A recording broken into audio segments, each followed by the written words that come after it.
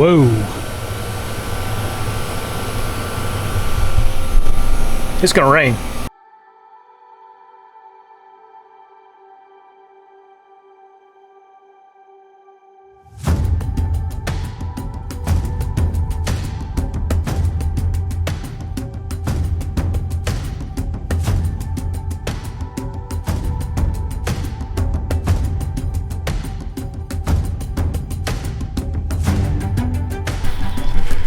I know a lot of people in the country are struggling with too much rain right now, but we do not have that problem. We needed that rain that came through yesterday. I don't know how much we got, but it was a decent amount. Not quite half an inch, about a quarter inch. What you doing, Miss Dozy Rosie? Huh? Right now,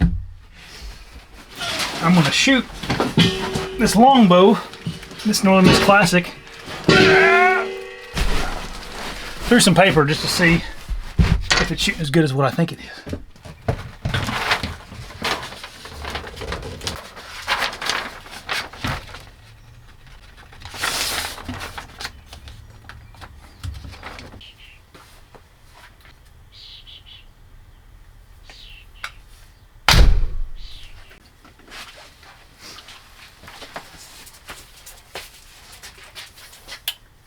The heck I do? There it is. Lost my bow for a minute. Rosie, come on. Go lay down.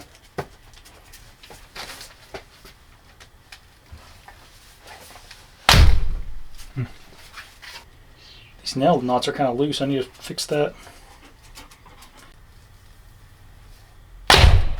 Whoops. I don't know what happened there. Oh. I know what happened. My thing broke.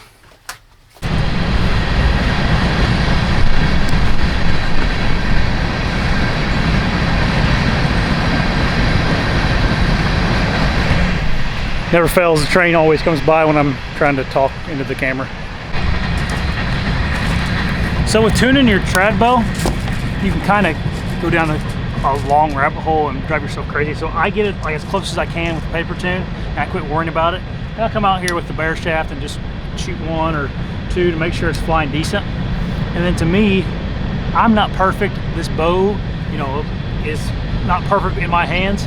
So it's probably like whenever I have a bad shaft flight, it's probably because of me. It's not probably because of the bow. If you can shoot a couple decent holes, it's probably good enough, at least in my opinion.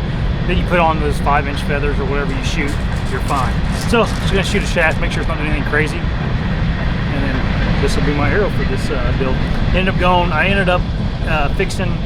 This is got 100 grain. I got a 100 grain insert in here, and then I got the 200 grain head. Total weight for this shaft's gonna be like 630-ish, which is, I like that weight. Rosie, come here. Rosie.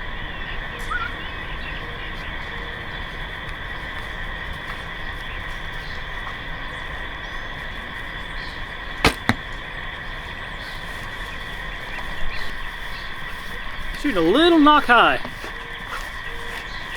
Adjusting it down a little bit. Try to get that knock high out of there.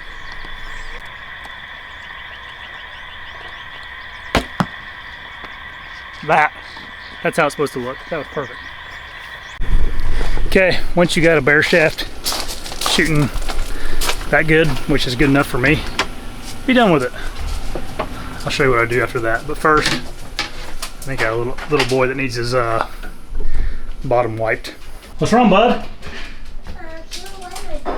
What? Wipe my butt. What are you two doing? Hey, well, Is Hazel laying awake? Dad. Hey guys, on the you know, when he's happy in his crib, when I sneak up in the crib, I say, it's Bobby, and he's like, and I say, weird, and he's like, then I do this. Then you got happy? Yeah. Oh, goodness. What do you think about that, Hazel Lane?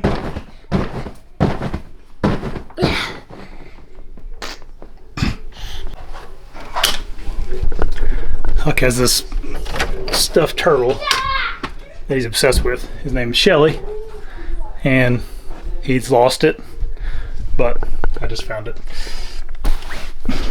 right in his bed where he left it. Shelly! Here, Shelly. Ah, Try to keep track of her. Okay, once I have everything kind of how I want it, I start taking notes about this bow. So the first thing that I am going to do is get a measurement on the brace height that I have it at. And right now this is at 6.5 inches. Just in my notebook. I keep all my notes in this book for everything. But what I'll do here is I will write down the bow, the model, and all that good stuff. The knock height, then ended up tuning well. So get that down there. Eyes aren't as good as they used to be.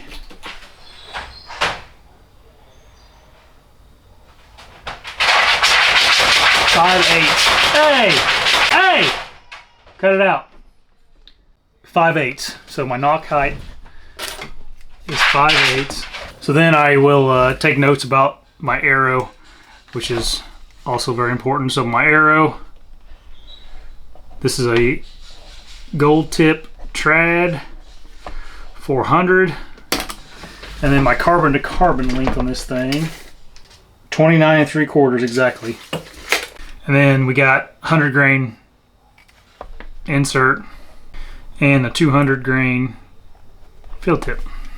That way, if I ever need, like, if I can't remember what the deal is with this bow, I'll have it right there. And if I need to make more arrows or something and I don't got an arrow handy, I can go back here and see what works for it. So I think this, I didn't totally weigh this one, but this weighed like 620, but that's without the feathers, which will add a little bit of weight, but not much. 620 is a pretty good weight. Just trying to add a little cinematic feel to this vlog. I feel like there's been a lot of just me talking to the camera.